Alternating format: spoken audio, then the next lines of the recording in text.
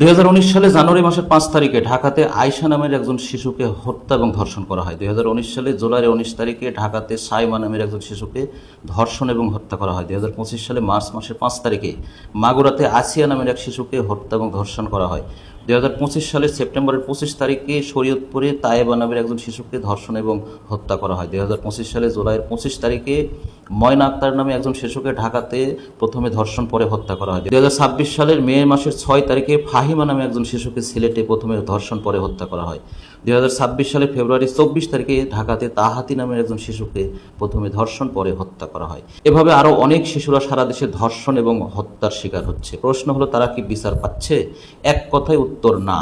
কারণ সব মামলা চলমান, তা মধুর সুরে লম্বা সময় পরে আদালতে মামলার শুনানির তারিখ নির্ধারণ করা হয়।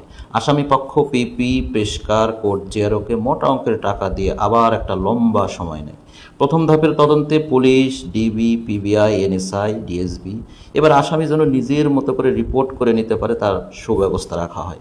মামলার চার্জশিট, যত বেশি টাকা তত বেশি আইনি ফাঁকফোকর, লম্বা নাটকীয় কাহিনীর মধ্য দিয়ে আসামির ধারা কমানো হয় এবং এভাবে চার্জশিট তৈরি করা হয়।